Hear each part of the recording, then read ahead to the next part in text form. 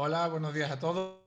Estamos hoy en este webinar en el que vamos a tratar el impuesto de la renta de las personas físicas en relación con las viviendas turísticas. Antes de empezar el webinar, como hacemos siempre, os voy a hacer una pequeña introducción de quién es ABA y por qué tenéis que estar todos asociados. Como muchos de vosotros ya sabéis, ABA es la Asociación de Viviendas Turísticas de Andalucía y engloba a propietarios y gestores de viviendas que las utilicen con una finalidad o uso turístico. Las denominaciones que tenemos en Andalucía son viviendas con fines turísticos, viviendas turísticas de alojamiento rural y casa rural. Todos estos gestores propietarios son a los que representa ABA. Las funciones de ABA ya las conocéis, principalmente es defender nuestro sector, defender el sector de la vivienda turística en sus diferentes manifestaciones y defenderos, a fin de cuentas, a todos vosotros. Todos y cada uno de vosotros pues tendréis una vivienda o una empresa que gestiona viviendas, tendréis en ocasiones divergencias con algún ayuntamiento, algún conflicto en la interpretación de la norma a lo mejor con la comunidad autónoma. Puede que haya interpretaciones de la comunidad de propietarios de la norma que nos guste, aspectos tributarios, pues para todo eso y para mucho más estaba. Por eso os decía al principio que los que no estéis asociados, pues tenéis que asociaros. Y dentro de ABA, una de las cosas que hacemos es lo que llamamos ABA Academy, que son pequeños webinars en los que tratamos un tema de manera muy somera, no profundizamos, porque un webinar, los temas que tratamos son muy complejos, para daros algo de información y que os sea útil y que sigáis pues, haciendo lo que os gusta, que es dedicaros a la vivienda turística. Y hoy, en este webinar, tenemos con nosotros a Pilar Pérez Lanzac. Ella es abogada, es asesora jurídica de ABA y nos va a hacer una introducción o nos va a explicar cuáles son los requisitos que tiene que tener una vivienda turística, normativos, pasos que tiene que tener para estar totalmente legalizada. Porque, bueno, yo voy a tratar la parte tributaria, pero para hacer la parte tributaria lo primero es que esté todo correcto y bien hecho. Así que, buenos días, Pilar, ¿cómo estás? Creo que el audio no funciona. Sí, Ahora gracias sí. Álvaro, buenos días y buenos días a todos y gracias por participar y por supuesto por este ratito. La verdad que desde ABA se hace una labor muy importante en este sentido y es fundamental que sobre todo nosotros que tenemos luego la responsabilidad de hacer un asesoramiento propio y adecuado a nuestros asociados, tengamos estos apartaditos en los que podamos comunicarnos con ellos para decirles la importancia de cumplimentar todos los pasos que legalmente se nos siguen exigiendo según la normativa. El asesoramiento inicial, antes de comenzar la actividad para dar de alta una vivienda vacacional con fin turístico, es fundamental. Nos seguimos encontrando con que en muchas de las consultas que llegan son consultas de personas que han iniciado la actividad sin el asesoramiento adecuado. Y este asesoramiento tiene que ser en una triple vertiente. Es en una vertiente urbanística o administrativa, en una vertiente jurídica y en una vertiente fiscal. Los pasos siguen siendo los mismos, es tener la licencia de primera ocupación, que es necesaria a nivel de la administración local para poder dar de alta la vivienda. A esto a veces los asesoramientos que nosotros estamos realizando conlleva a lo mejor consultas a nivel administrativo para ver si la licencia ha sido concedida con anterioridad o hay que hacer algún trámite posterior, si hay algún SAFO, incluso cambios de uso que hemos tenido que tramitar. Y esto, desde luego, sí que tiene que ser quedar en conciencia de todos aquellos que quieran iniciar la actividad, que hay que tenerla antes de realizar la declaración responsable. Esa declaración responsable exige que haya un contrato, un título. El título es lo que pide el registro de viviendas turísticas para poder acreditar que efectivamente estás legitimado para realizar esta actividad, ¿vale? Ese título es un contrato, un contrato de arrendamiento, puede ser un contrato de cesión de uso, un contrato de compraventa, tener el título de propiedad. Todas estas cuestiones son necesarias para poder hacer una declaración responsable correcta y que luego no haya lugar a que, en caso de que pueda haber alguna inspección, tengamos alguna sanción después de que se nos haya abierto el acuerdo de inicio sancionador. Estoy viendo que hay algunas preguntas referentes a qué es un SAFO. El SAFO es un expediente se llama situación asimilada fuera de ordenación. Son viviendas que han tenido alguna dificultad o alguna inspección cuando han sido construidas, y entonces se ha hecho ese expediente. La lucha de ABA, que en esto Álvaro también puede comentaros, es precisamente que este SAFO se reconozca como una licencia de primera ocupación, porque verdaderamente luego se expide algo parecido y el texto de ese SAFO es el mismo que determina la licencia de primera ocupación, es decir, que tiene las condiciones propias para ser habitable esa vivienda, ¿vale? En cualquier caso, por seguir un poquito con el hilo y ya darle la palabra a Álvaro, que es el que va a hablar del impacto que tiene ese título que nosotros vamos a tener para poder precisamente explotar nuestra vivienda con fin turístico, es lo que determinan las consecuencias fiscales, que es el otro tercera pata de nuestro asesoramiento previo que tendríamos que hacer antes de dar de alta la vivienda, puesto que las consecuencias de ese tipo de contrato repercuten a nivel de Hacienda, ¿no? En nuestro IRPF, tanto del propietario como del gestor.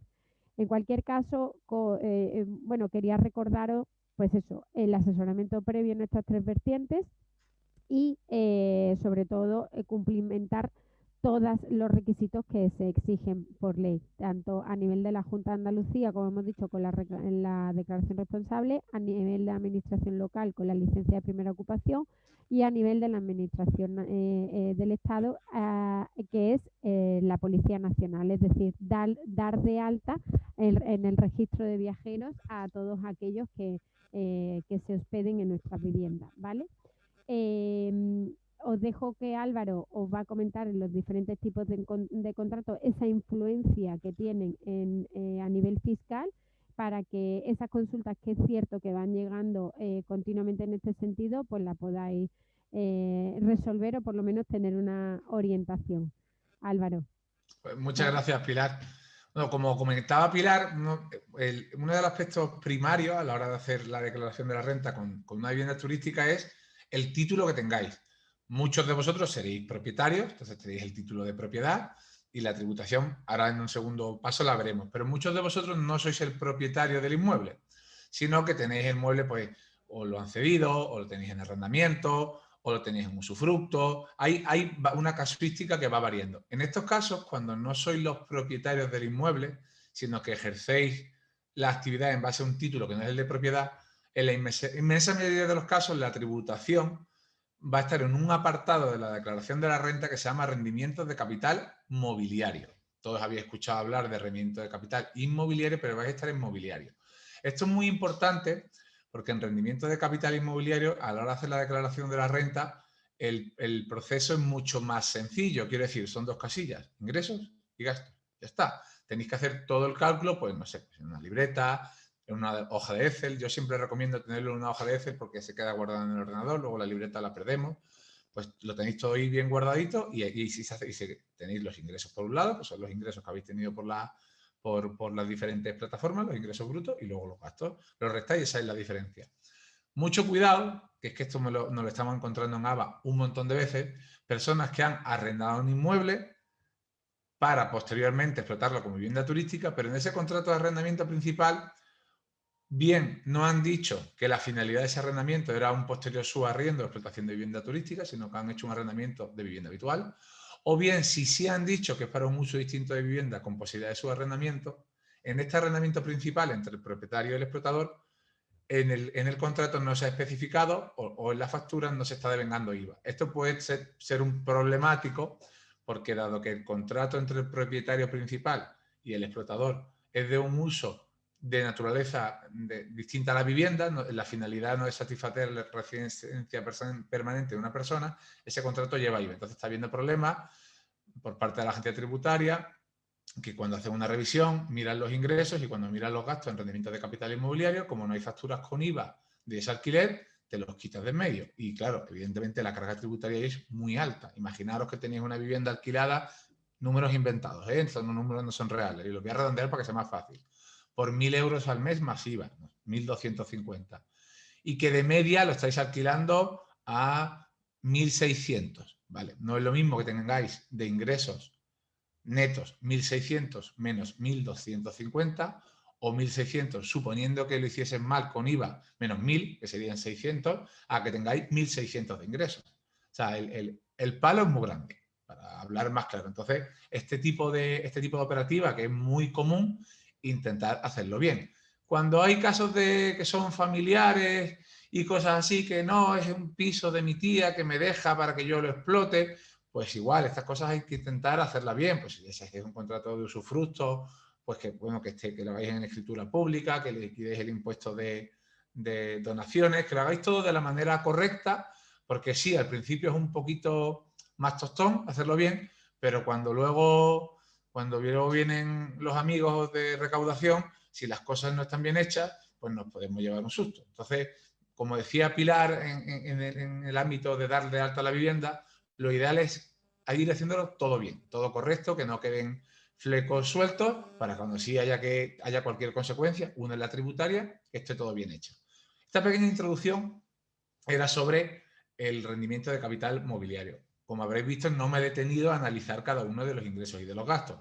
¿Por qué no lo he hecho? Porque como ahora vamos a comentar cuál es la casuística más habitual, lo que haré al final es hacer un pequeño resumen sobre el rendimiento de capital inmobiliario y sobre ciertos aspectos que todavía no está claro qué va a pasar. Yo sé que aquí va a haber una pregunta estrella que me vais a hacer todo el mundo, que es qué pasa con la pandemia, con los días que la vivienda no está ocupado y qué pasa con los gastos, porque está habiendo un caos de sentencias. No os preocupéis, eso lo vamos a ver al final, ¿vale? Voy a explicaros primero como lo más sencillo y al final ya nos metemos en el barro un poquito. Bien, la mayoría de vosotros, los que seáis una sociedad, tengáis una empresa, vuestra tributación pues es relativamente sencilla, ¿no? Si tenéis las viviendas a través de una sociedad, pues dependiendo de si prestáis servicios o no, ese servicio llevará IVA, ¿vale? Con lo cual os podréis deducir todos los gastos de la actividad y si es un servicio exento, pues vuestros gastos tendréis que imputarlos totalmente. En tema de sociedades no tiene una especial complejidad, por lo tanto lo voy a pasar de largo. No obstante, si alguien que tenga una sociedad tiene alguna duda, que la ponga por el chat y al final la vemos. Vámonos a personas físicas. Personas físicas, la gran mayoría, pues que seáis personas físicas, explotaréis vuestra vivienda, no estaréis prestando servicios complementarios de la industria hotelera, por lo tanto, y además no tendréis una persona contratada a jornada completa, o sea, no se cumplirán ninguno de los dos posibles requisitos que existen para consideraros actividad económica. Es decir, la explotación de una vivienda turística puede ser actividad económica por dos motivos. Motivo A, porque tributariamente estemos tratando de un hospedaje, o sea que la relación contractual entre el propietario y el turista sea un contrato de hospedaje, porque junto con la puesta a disposición del inmueble se prestan una serie de servicios, los conocéis ya, lo hemos hablado más veces, desayuno, custodia de maletas, limpieza durante la estancia, etcétera, o bien no prestáis esos servicios, pero tenéis una persona contratada a jornada completa, entonces también sois una actividad económica, ¿vale? El IVA cambia, pero como esto es de IRPF, estamos hablando de IRPF, actividad económica. Entonces, ahora vámonos al caso más general. Propietarios particulares que tienen una vivienda y no prestan servicios complementarios de la industria hotelera ni tienen a una persona contratada. ¿Cómo se tributan estos casos? Bueno, esto lo hemos visto más veces, pero hacemos un pequeño repaso. Los ingresos, lo que hayáis ingresado.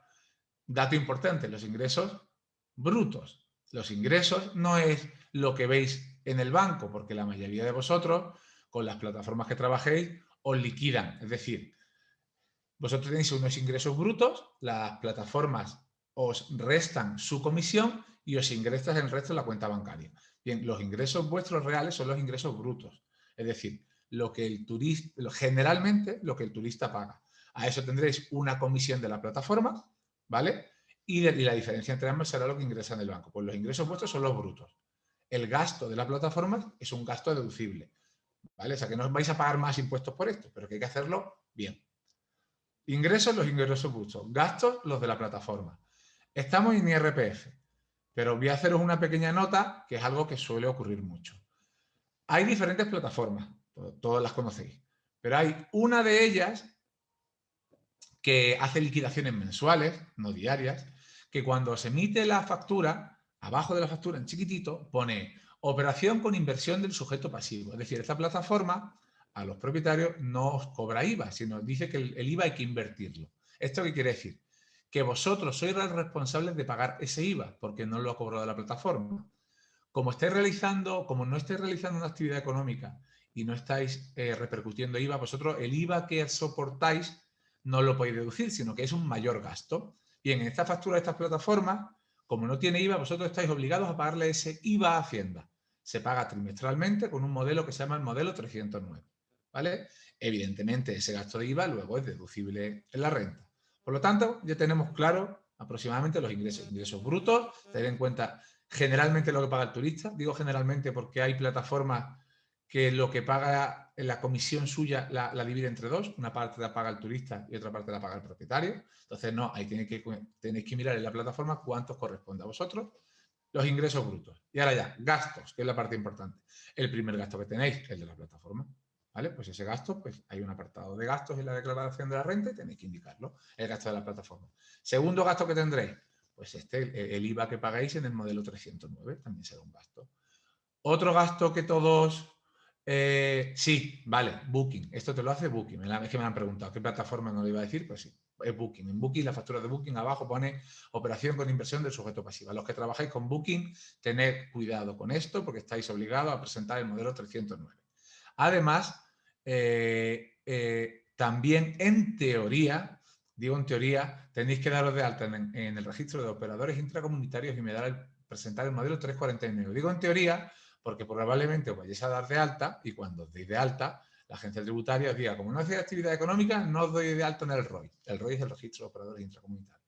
Bueno, pues ahí ya se abre un debate sobre si la agencia tributaria me la ha negado, me tengo que dar de alta o no.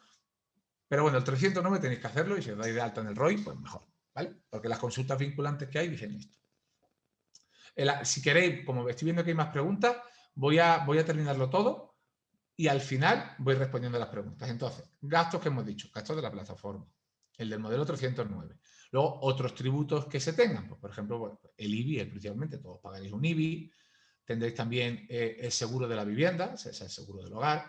Muchos de vosotros tendréis un seguro de RC, algunos lo tenéis incluido en el seguro del hogar, también es un gasto deducible. El gasto, pues, los gastos que se pueden deducir son los que estén directamente relacionados con la vivienda. Por ejemplo, suministro eléctrico, la luz, la podéis deducir. El agua, la podéis deducir. Que tenéis gas, lo podéis deducir. Que tenéis internet en el piso, lo podéis deducir. Que tenéis, que muchos sé que lo tenéis, aparte del router, tenéis un pequeño router inalámbrico con una tarjeta SIM para cuando vienen turistas de fuera de Europa que puedan tener internet. Eso también sería un gasto deducible. Los gastos de limpieza. Habrá quienes hagáis la limpieza por vosotros mismos y quienes tengáis contratadas a una empresa de limpieza. Puede ser una gran empresa, una persona autónoma que os limpia. Ese gasto es deducible. Repito, contratado a una empresa o una autónoma. La vecina que te limpia y eso, no, eso no. ¿Vale? Estamos hablando de cosas bien hechas. Gasto deducible. Luego, muchos compraréis, pues lo normal para una vivienda turística, pues compraréis sábanas, toallas y todas estas cosas. Aquí tenéis que tener en cuenta cuándo es un gasto deducible plenamente o cuánto es una especie que podemos llamar bien de inversión. Pues la idea un poco, ¿vale? Que no es algo exacto, es que aquello que tenga una duración inferior al año es un gasto. Por ejemplo, vosotros compráis sábanas y cada año las estáis cambiando porque os gusta que vuestros clientes estén de maravilla y por mucho que las compréis buenas no merece la pena. Bueno, pues si las sábanas son un gasto recurrente y tienes alguna manera de probar que tienen una duración inferior al año, ya sé que me vais a preguntar cómo probarlo. Bueno, pues que haya compras recurrentes de sábanas, pues sería un gasto plenamente deducible, ¿vale? Otros gastos deducibles. Bueno, he puesto el caso de la empresa de limpieza, pero los que limpiéis vosotros, pues evidentemente los productos de limpieza. O sea, y también las cosas que reponéis. Estoy pensando, son gastos pequeños, pero son importantes. Pues servilletas, papel higiénico, bayetas y estropajos nuevas que le dejáis a los clientes, cepillos de dientes de estos que se usan de usar y tirar. Todas estas cosas que son de reposición, pero que no llegan a tener la entidad suficiente para ser un servicio, sí. Pregunta muy común.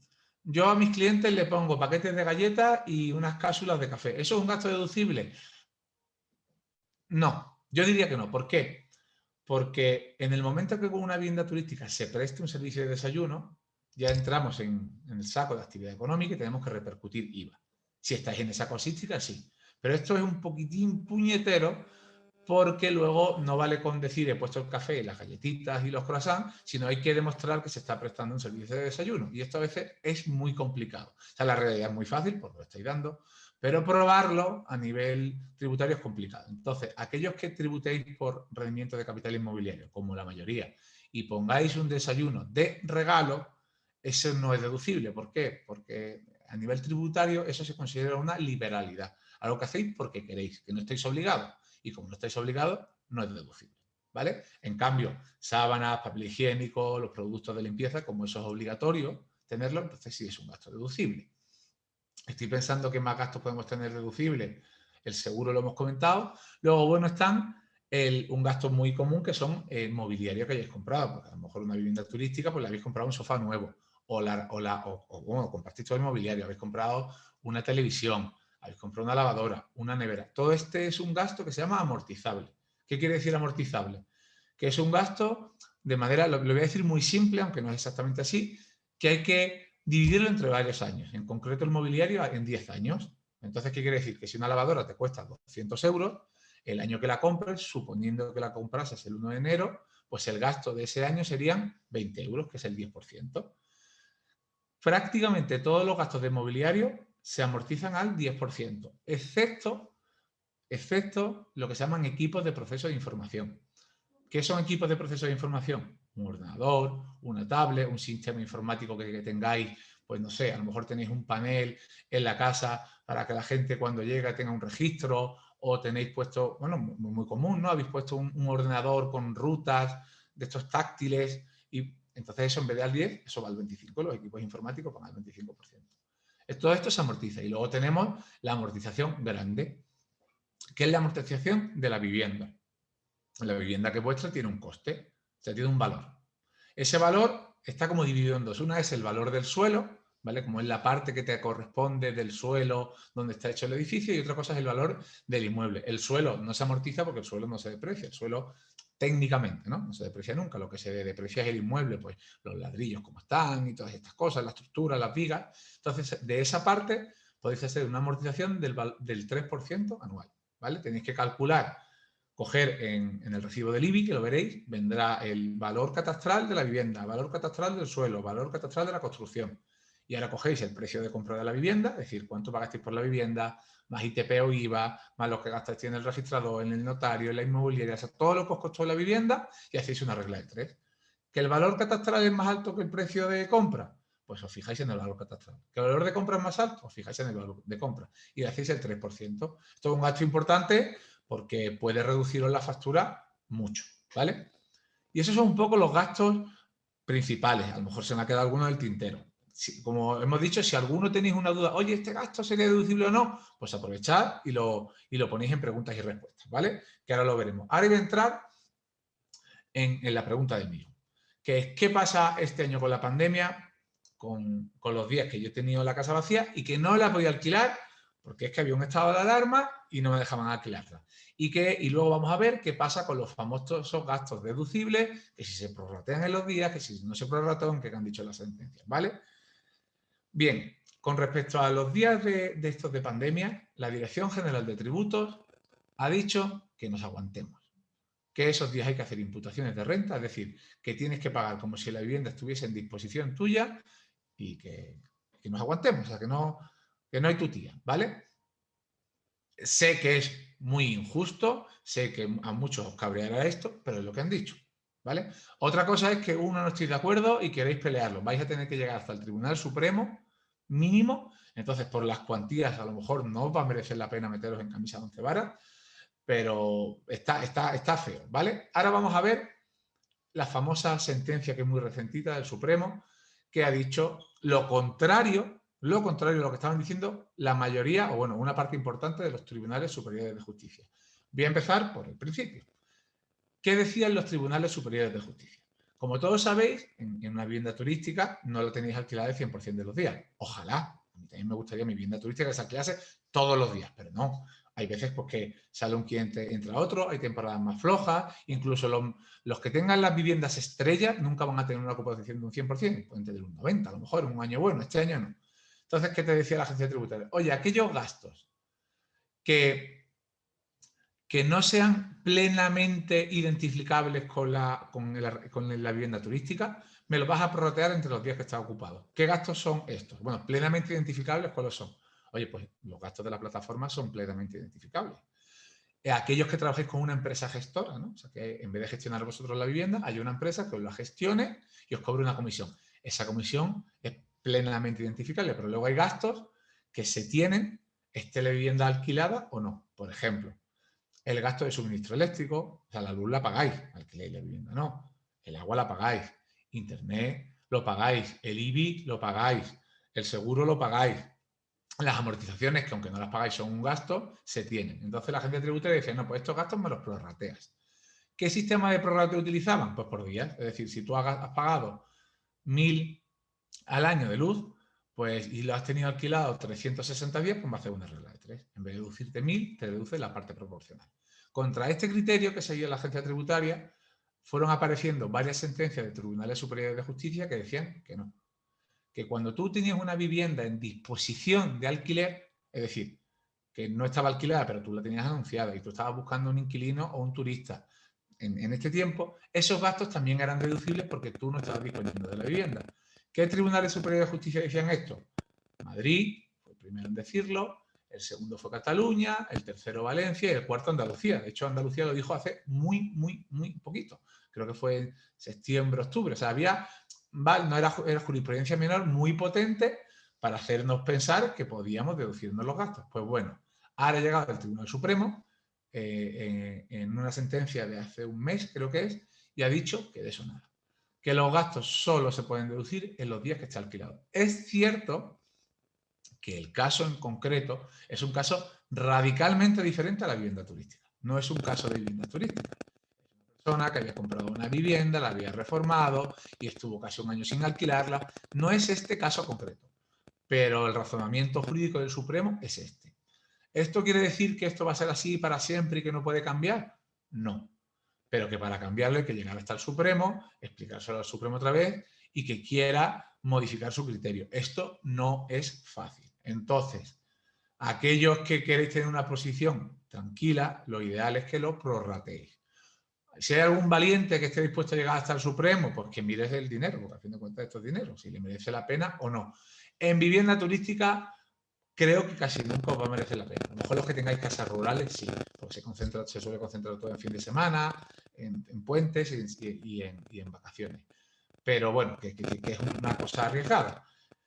Ahora bien, ¿cómo podemos hacer, dadas estas premisas de que hay que prorratear el gasto para que el impacto sea menor? Bien, un razonamiento lógico sería, como me dicen que yo solo puedo imputar el gasto por los días que está ocupado, pues en los recibos de la luz y el agua, no hacer un prorrateo por días, sino coger mi factura mensual, mirar el gasto diario por kilovatios e imputar el coste en función de esos kilovatios. Es decir, si yo tengo alquilado, porque aparte será así, los días que esté ocupado tendréis más consumo y tendréis más gastos.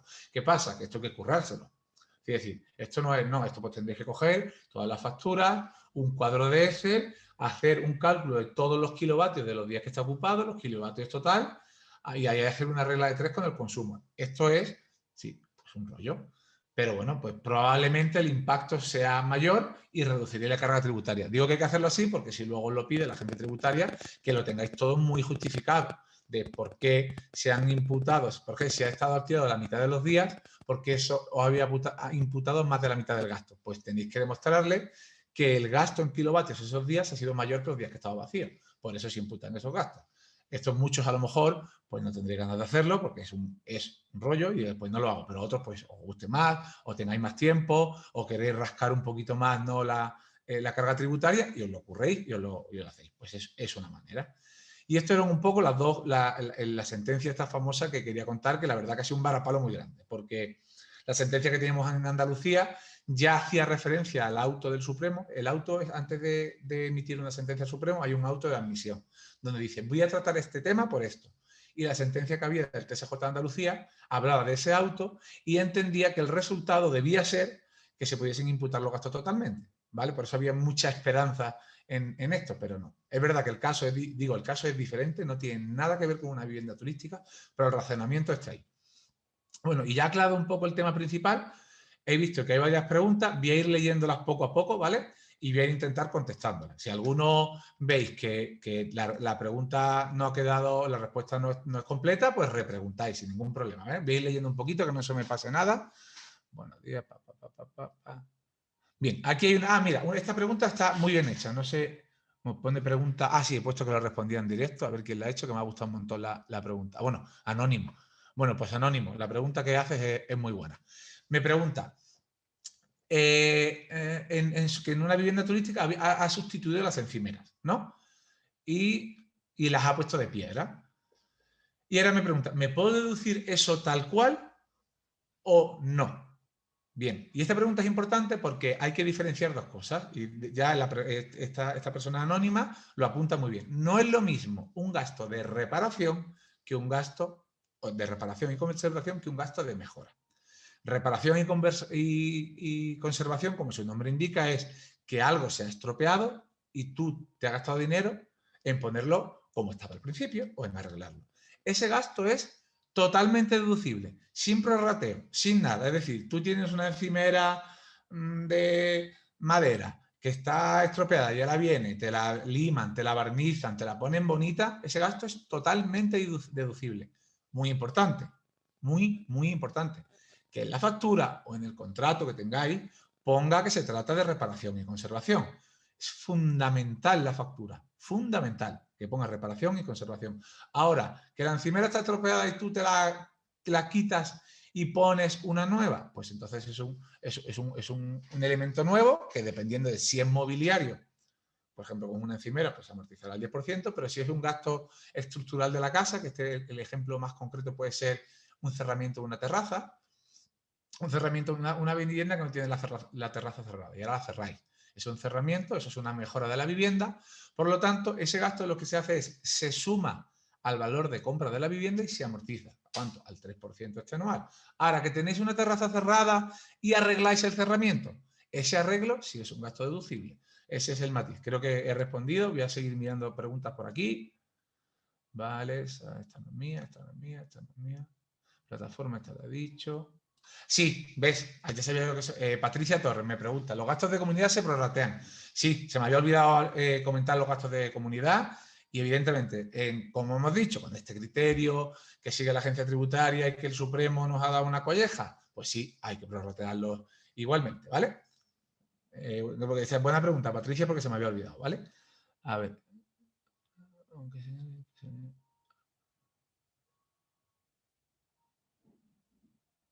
Uy, esta pregunta es muy larga y no la entiendo muy bien. A ver si... Espérate, la vamos a dejar. Vale, es José Clavero. Si a José Clavero le parece bien, voy a ir respondiendo a las otras que son más cortas y la suya la leo detenidamente y la dejo para el final, ¿vale? Vamos a ver, soy un participante.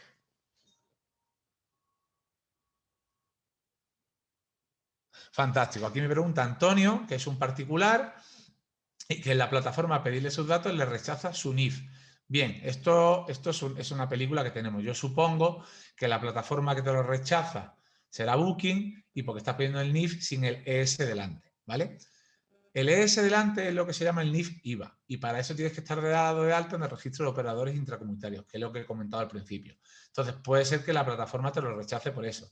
Esto es una faena, porque la plataforma se desentiende y tú, como todos sabéis, para que una factura sea deducible tiene que venir nuestro NIF.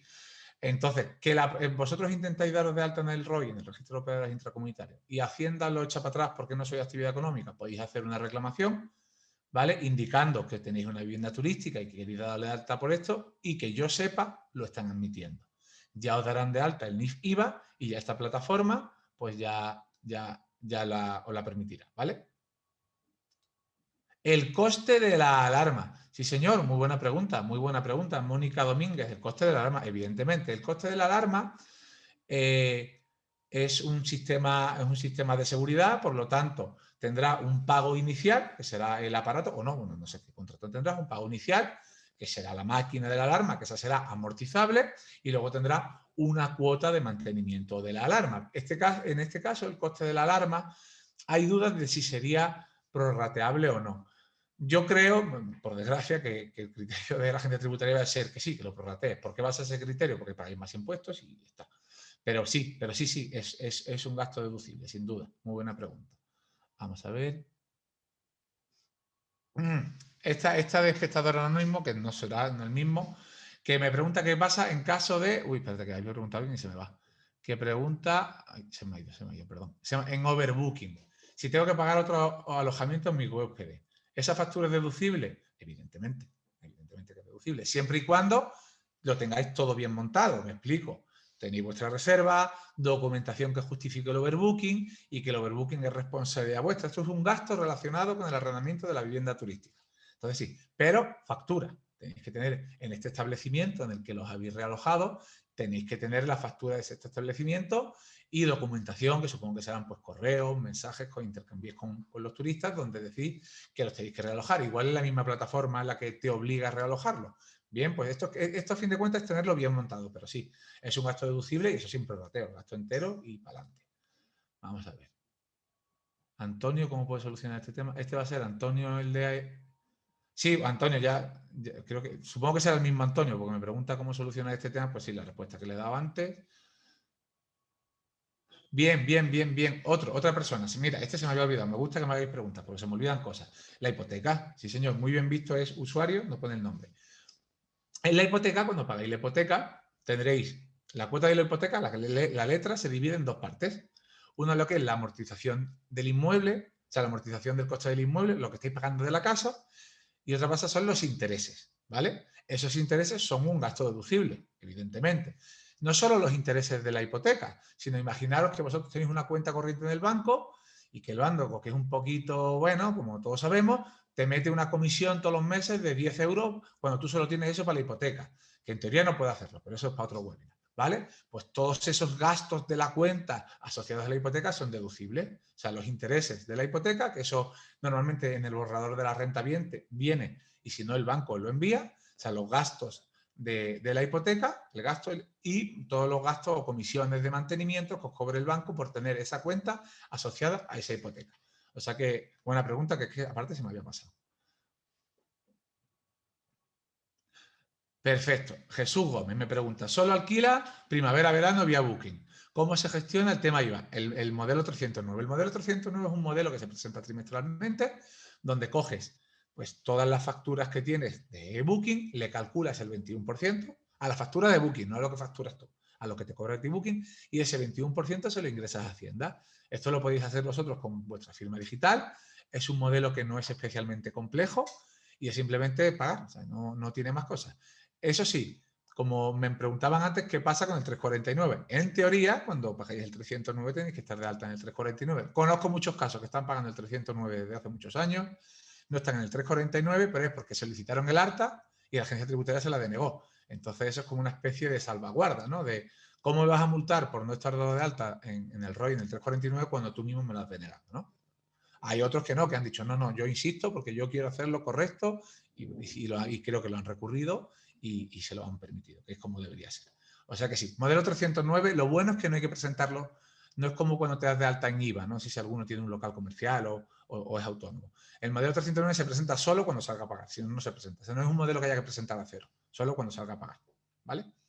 Jesús Gómez, vamos a ver. Fantástico, María Corrales. En el caso de vivienda, de una habitación en una vivienda actual, el sistema es el mismo. El sistema es exactamente el mismo. Lo único que los gastos de la vivienda, pues tienes que dividirlos entre los metros de...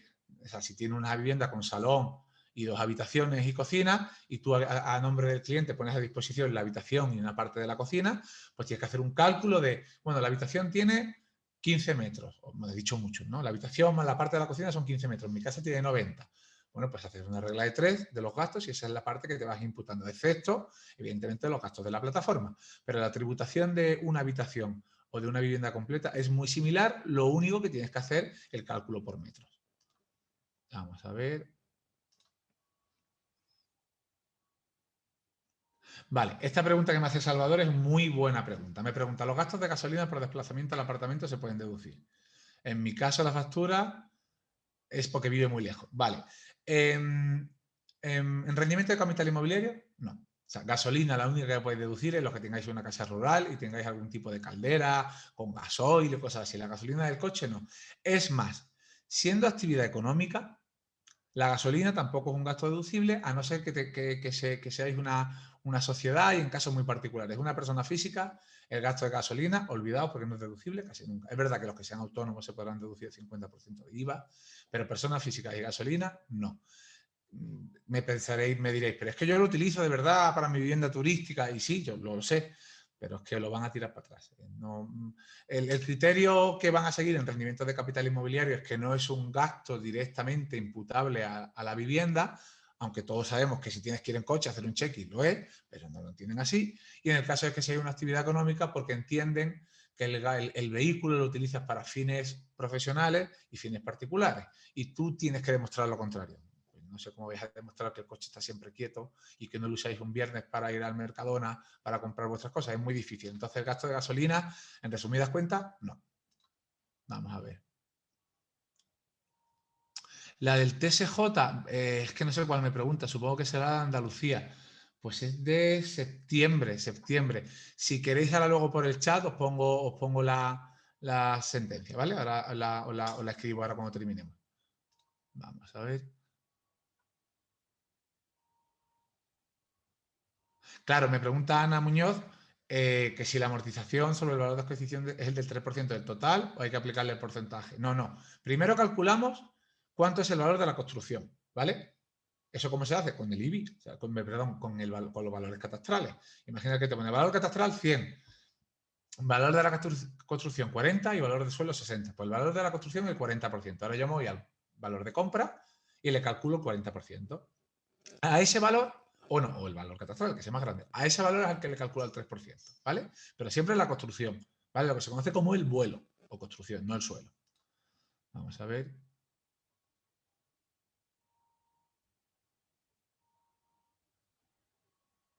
Mira, esta pregunta está muy bien, que me pregunta Rubén, los gastos de mejora en el jardín.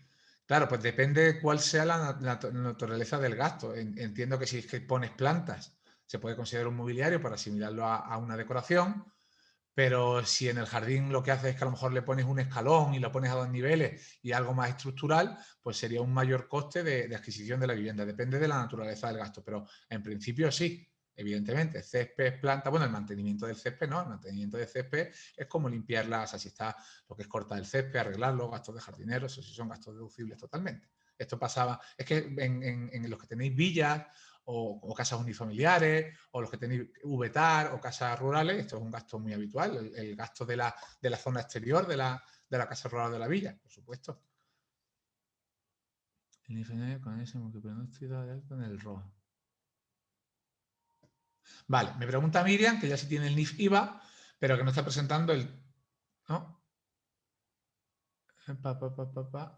No, que no. A ver, Miriam, si tienes para darte, o sea, es un caso muy extraño. No sé si es que no estoy entendiendo la pregunta, pero el NIF IVA te lo dan cuando estás de alta en el ROI. Si quieres, métete en internet, ¿vale? Y buscas en Google VIES, VIES. Te saldrá una página y te pone consultar.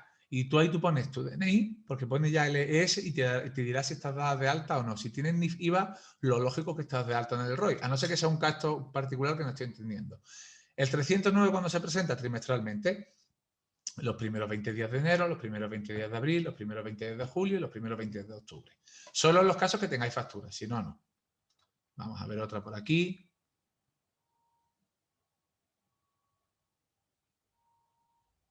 Vale, Salvador no la entiendo muy bien, pero voy a suponerla. Dice, solo trabajo con una plataforma. En el pagador hay que indicar el número de DNI de inquilino o el CIF de la plataforma. Fantástico. Si no me equivoco, el pagador, cuando no es un alquiler de vivienda habitual, no hay que indicarlo, es voluntario. Es solo para aquellos alquileres que tienen una deducción del 60%. Este año todavía no estamos a 7 y todavía no he bichado el programa. Si este año es obligatorio, tendréis que poner el pagador es el cliente, no la plataforma. La plataforma es un intermediario, ¿vale? Pero que yo sepa no es obligatorio. No sé si el año pasado no era obligatorio. Es verdad que salía a la casilla, pero era solo para aquellos casos en que tuviese la deducción del 60%, arrendamiento de vivienda habitual. ¿Que este año lo han puesto obligatorio? Que no lo sé, yo creo que no. Pues el DNI del cliente. Imaginaros poner los DNI de 200 clientes. Es un tostón. Yo creo que no hay que ponerlo, pero bueno. Sí, Ana Muñoz, esta pregunta es muy buena. Me pregunta Ana Muñoz si los gastos de seguro de vida, que son obligatorios por la hipoteca, son deducibles. Sí, y la pregunta está muy bien hecha, que son obligatorios. No que el banco os la ha colado, porque a todos el banco nos ha colado alguna vez alguna. No que el banco lo ha colado y luego en la escritura no viene, no, que sean obligatorios, ¿vale? Porque muchos a lo mejor tenéis seguros de vida porque lo han metido y luego miráis la escritura y no tenéis que tener seguro de vida y no pasa nada. Los que sean obligatorios, sí, ¿vale? Vamos a ver.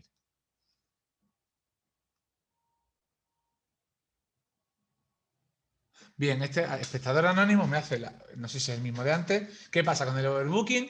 Pero el de propietario de otra vivienda me da un recibo y una factura, ya que no es autónomo. ¿Valdría el recibo? Vamos a ver. Esto es un tema importante. Ya sé que hay una leyenda de que los que tengamos viviendas turísticas no tenemos que hacer factura y que la factura solo la hace el autónomo. Bueno, pues vamos a romper un mito. Factura tenemos obligación de hacer en el momento que alguien nos la pida. Bien, eso es así. Otra cosa es cuál es el contenido de la factura. Se pueden hacer facturas que no tengan IVA. ¿Por qué? Porque en el caso de una vivienda turística está exenta de IVA. Pues se hace una factura y se pone exenta de IVA. Para hacerlo hacer una factura no hace falta ser autónomo. Si alguno tenéis un local comercial que alquiláis, no sois autónomo y emitís facturas. Y aparte la hacéis con IVA y con retenciones. Bien, una vivienda turística, si la persona la solicita, estáis obligados a hacerles una factura. Simplemente que en la factura pondréis exenta de IVA. ¿Vale? Pero sí, tenéis que hacer una factura, porque en el momento que alguien lo solicite, estáis obligados a presentarla. Ahora bien, me preguntas, si en vez de una factura tengo un recibo deducible, pues oye, con la ley en la mano sí, pero te la van a echar para atrás. De hecho, creo que la única sentencia que hay que admite recibos como gastos es una del Tribunal Superior de Justicia de Cataluña. Y es una cosa puñetera. Yo os recomiendo pedir factura siempre. Que el propietario de la vivienda turística no la quiere dar, pues se lo explicáis. Explicarle que puede hacer una factura, que ponga exento de IVA y que ponga vivienda turística. Pero vamos, que una factura y un recibo es lo mismo, casi. Pasa que en vez de poner recibo, pone factura en grande. Quiere decir que tampoco es algo del otro mundo, ¿vale? Pero que sí, podéis emitir factura siempre que ponga exenta. Pero la factura, aparte, para no pillar a los dedos, lo explicáis. En la factura hay un modelo, pero pues alquiler de la vivienda turística con número de registro tal, de tal día a tal día. Factura exenta de IVA para que os sintáis seguros que podéis emitir factura siempre y cuando estén exenta de IVA y no tenéis que ser autónomos, ¿vale? Esto no quiere decir que se pueda facturar en general sin ser autónomo. No estoy diciendo en este caso en particular, no es lo mismo. Vamos a ver, José Clavero. Ah, vale, este creo que José Clavero es el de la pregunta larga. Ah, mira qué bien, me la ha resumido José Clavero. Vamos a ver qué nos dice aquí. Anterior.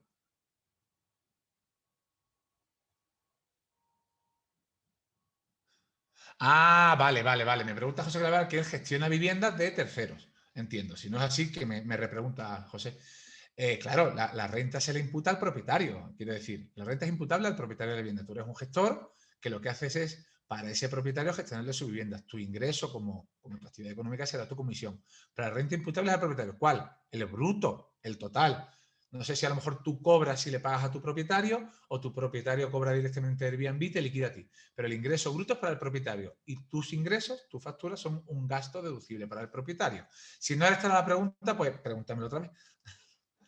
Vamos a ver. Aquí me pregunta Sofía Duarte. Marta Sofía, la conozco. Se emiten con fecha. Sí, sí, mira, esta pregunta de Sofía. Esta pregunta es súper interesante. Pregunta nos dice: ¿qué ocurre? ¿Vale? Y ahora voy a diferenciar dos casos. Airbnb, como todos sabéis, cuando te emite la factura la pone en la fecha en que el cliente hace la reserva. Pero realmente el ingreso tú lo tienes cuando el cliente llega. Esas son dos fechas diferentes. Yo, por ejemplo, Álvaro, hoy día 7 de abril hago una reserva para el 5 de mayo y se la hago a Sofía. Pues a Sofía, cuando se descarga la factura de Airbnb, va a tener la fecha de factura de hoy, de abril, pero en cambio el ingreso es de mayo. En este caso, voy a explicar dos casos diferentes. Para el propietario de una vivienda turística que tributa por rendimiento de capital inmobiliario, las ponéis a la misma fecha, ¿vale? Porque aunque el gasto tenga de fecha anterior, la naturaleza del gasto va asociada a ese ingreso. Entonces no hay problema, ¿vale? El criterio es ese. Ahora bien, aquellos que realicéis una actividad económica o que seáis gestores, sí tenéis que imputar la factura en su fecha, ¿vale? Ahí sí. Ahí, pues, ¿por qué? Porque si es una factura de gasto, ese IVA te lo deducirás, se lo arrastrarás al siguiente trimestre y no hay ningún problema. Pero los propietarios particulares, cada factura de IVA con su reserva, aunque la fecha sea anterior, aunque sea de un año anterior, simplemente cuando descarguéis la factura, creo que en la factura viene la persona que hace la reserva, luego vosotros tendréis el documento del parte de la policía o de los mozos para que quede todo cuadradito, que se vea todo bien, pero siempre el gasto con la factura, con independencia de la fecha. Rendimientos de capital inmobiliario, no los que estéis por actividades económicas, ¿vale? Creo que era esa la pregunta. Ah, vale, ahora me pregunta otra vez. Si la pregunta... Vale, ¿qué ocurre cuando hay modificaciones en la factura? A fin de cuentas, una factura la pueden emitir, luego cancelan, luego quitan. Tenéis que mirar al gasto real que habéis tenido. Imaginaos que hacen una reserva para 7 días y pagan una comisión X y luego la quieren cambiar a 3, vosotros se los permitís y Airbnb le recalcula la factura. Pues cogéis la factura real, o sea, lo que sea verdad, a fin de cuentas. ¿Cuánto ha pagado el cliente? ¿Cuánto se ha llevado Airbnb? Pues la diferencia es la factura. Si tenéis 3 o 4, pues cogéis la real. No me seáis tramposos y cojáis todas y os deduzcáis todos los gastos, ¿vale? Hacedlo bien. Vamos a ver.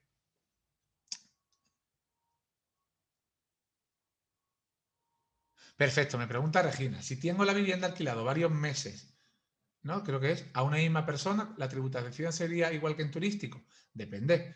Si el alquiler de esos meses es de uso distinto de vivienda, por ejemplo, pues un estudiante que viene 4 meses o un trabajador que se alquila 3, o sea que el contrato no es un contrato de arrendamiento de vivienda permanente, la tributación es igual que la vivienda turística. Igual, igual, igual, igual, igual. O sea, no hay reducción del 60% y los gastos pues, se reducen igual. ¿Qué pasa? Que ahí como vas a tener ocupado pues todos los meses, esos meses no harás prorrateo, pero tributa exactamente igual, ¿vale?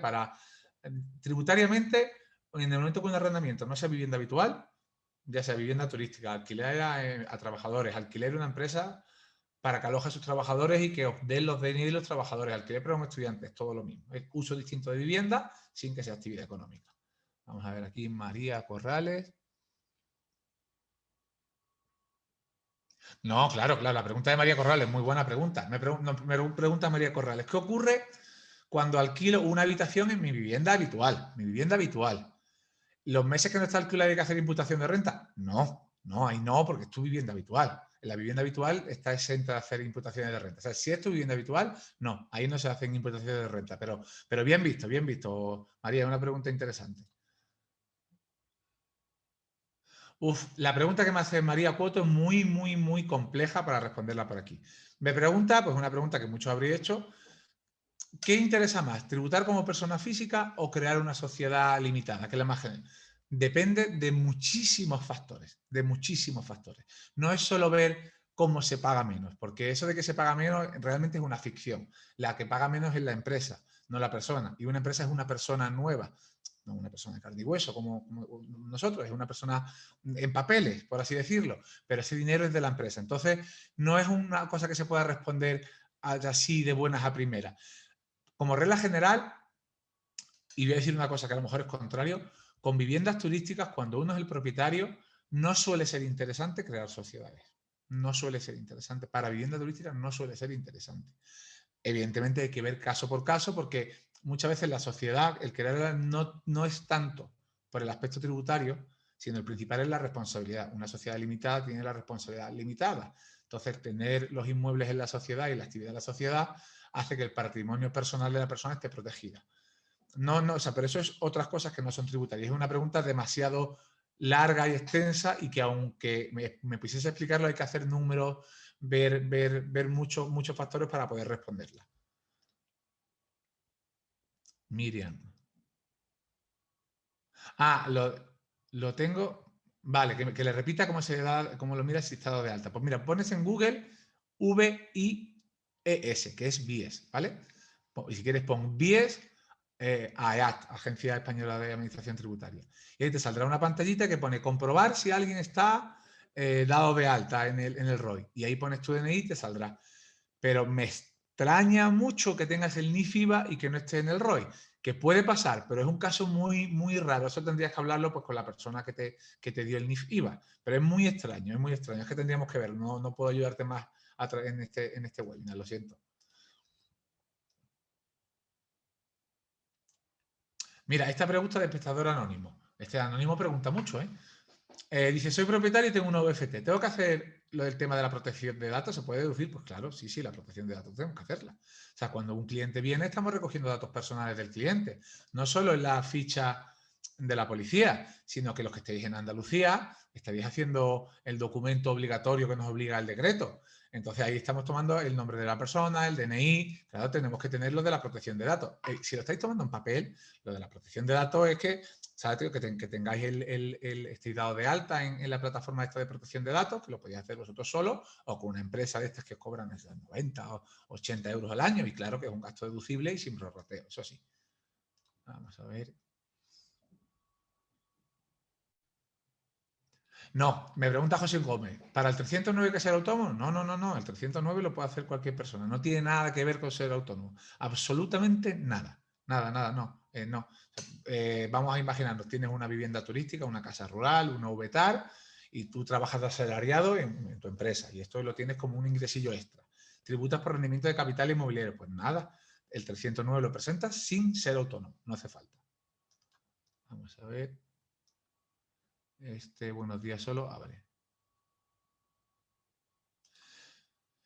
Raúl me pregunta un impuesto especial de basuras para viviendas turísticas que se puede desgravar. Esto dependerá de cada municipio, pero bueno, sí, la tasa de basuras o la prestación no tributaria, depende de cómo se llama, claro, eso es un gasto totalmente deducible. Como sabéis, los que estéis en Málaga, la tasa de basura se impugnó, se ganó el recurso, la han anulado y el ayuntamiento ahora ha sacado una nueva y la ha cambiado el nombre. ¿Vale? Se llamaba tasa, lo llaman prestación económica porque... Y entonces esto está en vía de recurso, pero sí, en tanto exista, claro que se puede deducir ese gasto.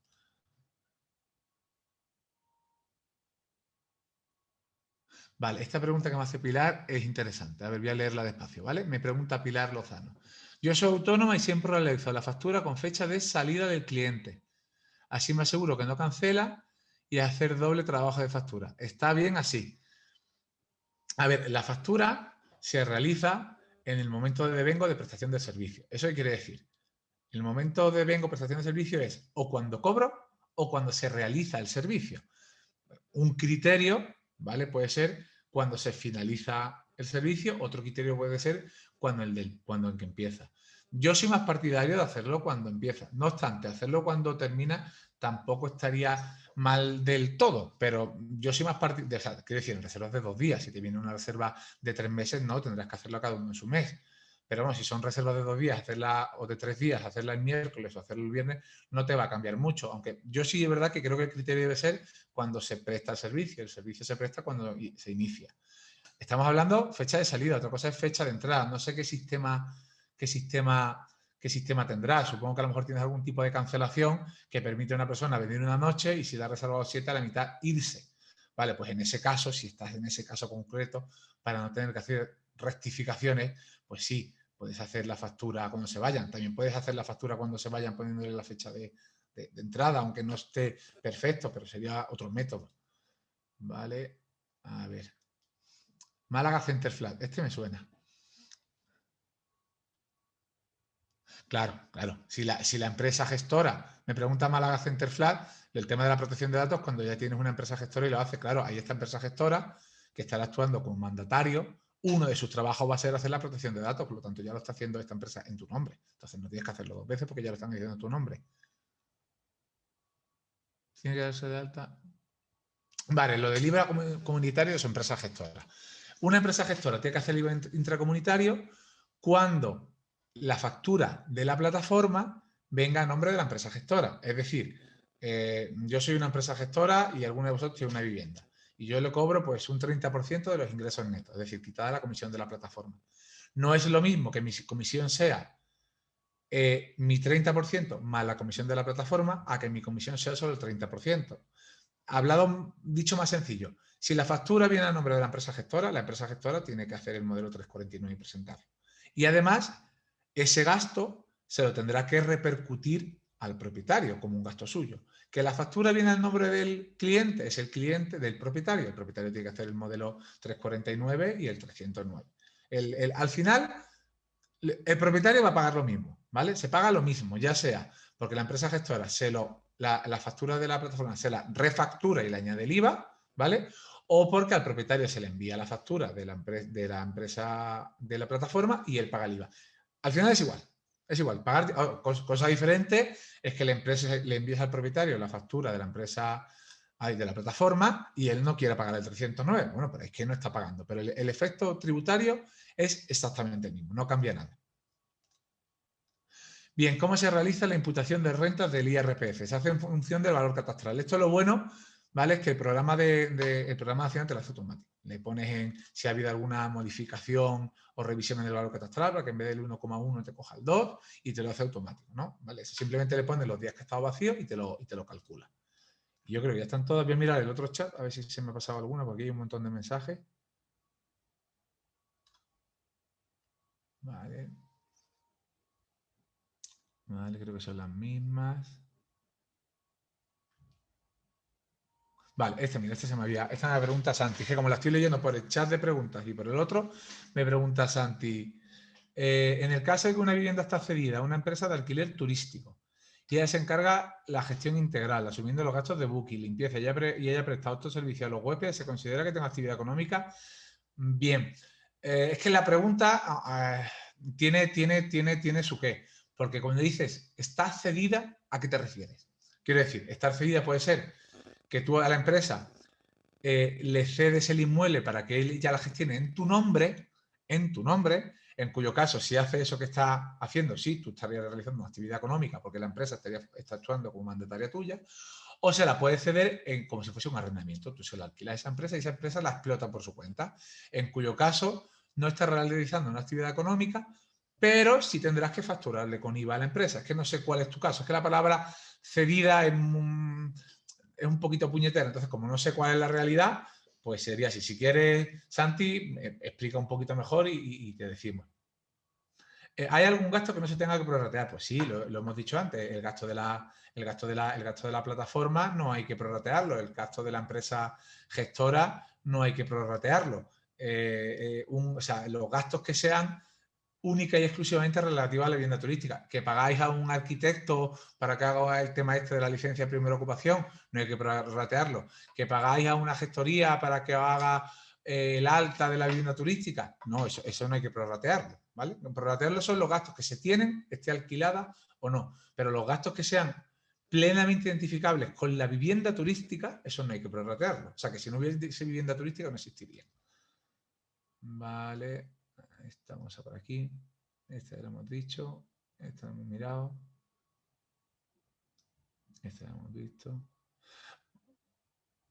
Vale, me pregunta Marite Kurt qué es overbooking. Vale, overbooking es que, por ejemplo, que nos puede pasar a todos, ¿no?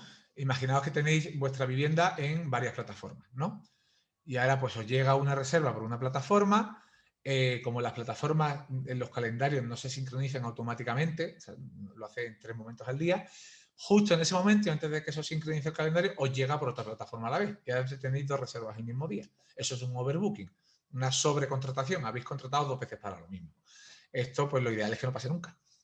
¿Cómo se hace? Pues o bien pagando una empresa de estas de gestión, de PMS, creo que se llaman, que os lo sincroniza automáticamente, o si no, pues que estéis en cuanto llegue una reserva con el móvil en la mano y rápido hacerlo. Normalmente, pues el que tiene una propiedad, pues lo va a estar pendiente en el móvil, pero cuando ya tengáis más de una, pues igual sí os conviene contratar un servicio esto de actualización inmediata de calendario. Vamos a ver, este jardín ya lo hemos visto. Vale, aquí os dicen, os regañan que me lo pongáis en preguntas y respuestas.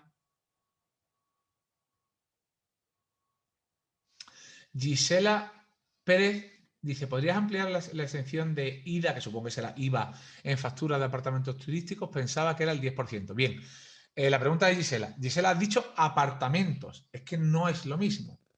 Me explico. Los apartamentos turísticos, al igual que los hoteles, repercuten un IVA del 10%.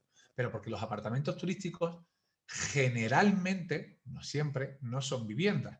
Son inmuebles ubicados en suelo terciario. Hay una casuística muy especial. Pero un apartamento turístico repercute un IVA del 10%. Hay un caso concreto que es que esté un apartamento turístico en suelo residencial y sea una vivienda. En ese caso, el apartamento turístico le pasa como a la vivienda turística. Solo lleva IVA del 10% cuando preste servicios complementarios de la industria hotelera.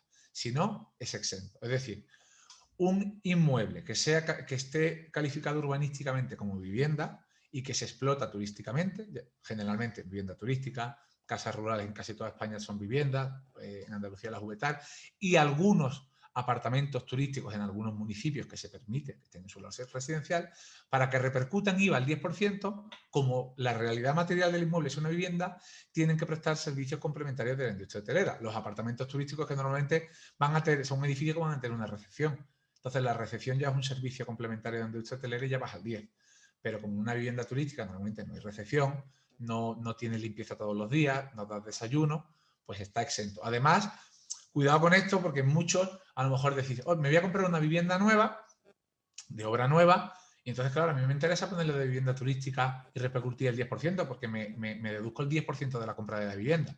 No solo es prestar el servicio, sino es demostrarlo. Y esto no es fácil, porque vosotros podéis poner desayuno y luego tenéis la factura de las magdalenas, de las galletas de la leche, y que te diga la agencia tributaria que tú no has demostrado que esos gastos no son para tu casa.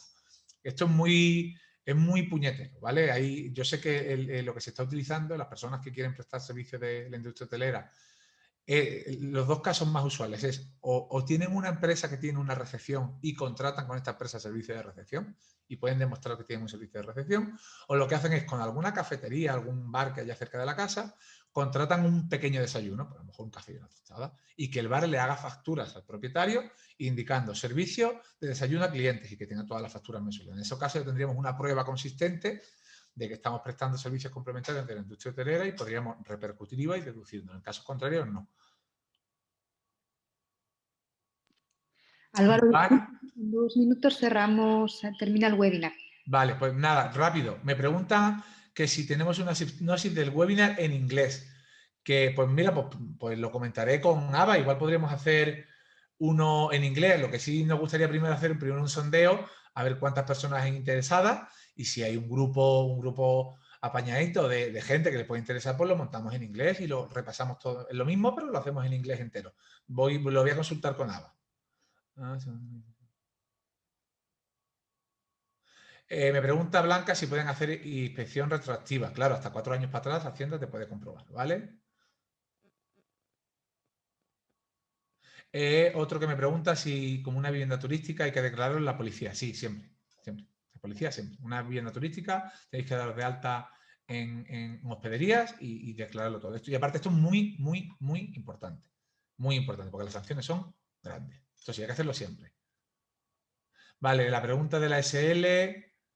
Es que me hace la misma pregunta, es que no puedo responderla. O sea, la verdad es que yo me dedico, o sea, yo hago análisis de estos casos y es que una respuesta general, o sea, responderte generalmente o decirte que hoy hace buen día es lo mismo. O sea, no te va a servir para nada, simplemente que, qué bien, es lo que me ha dicho, pero es que no te va a ser útil, entonces prefiero no responder.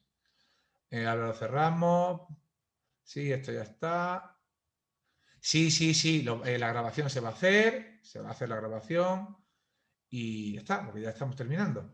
Sé que se habrán quedado algunas preguntas en el tintero, pero es que hay un montón, no nos da tiempo a todo. En cualquier caso, pues los que estéis asociados a ABA, pues si tenéis alguna consulta, pues nos la mandáis a través del servicio de consultas, que lo hacemos siempre por email, que muchos me lo habéis preguntado. Las consultas de ABA se hacen siempre por correo electrónico. No tenemos un servicio de consultoría porque son muchas preguntas y muchas veces las preguntas son las mismas y es más eficiente. Aparte, si ya tenéis la respuesta por escrito. Así que muchas gracias a todos. Muchas gracias, Pilar, que estás con el micro apagado. Ahí he estado escuchándote, muy interesante, se aprende mucho contigo. Yo no soy especialista en temas fiscales, así que la verdad que una tranquilidad tenerte ahí. Vale, me alegro. Muchísimas gracias también a vosotros por dejarme participar, aunque sea este ratito, para decir que todos los propietarios, por favor, se asesoren siempre antes y que intenten hacer las cosas bien, porque luego al final es más complicado y a los letrados nos ponen en un brete con los plazos para resolverlo todo rápido. Así que muchas gracias a todos. Pues lo dicho, ha sido un placer estar con vosotros. Que los que no estéis asociados, pues ya sabéis lo que tenéis que hacer. Que la asociación no, o sea, como ha dicho Pilar, es necesario un buen asesoramiento, pero que el asesoramiento es una parte ínfima de la importancia que tiene la asociación. La función principal de la asociación es defenderos a vosotros. En que, dicho de otra manera, en que hagamos piña, en que vayamos todos a una. Estaréis viendo noticias de algunos ayuntamientos que no les caemos muy bien, de algún empresario, de algún sector alojativo que todos sabéis cuál es, que nada más que hacen que soltar perlitas de nosotros. O hacemos piña o nos unimos o nos van a dar esto en el DNI. Así que Sí. ánimo y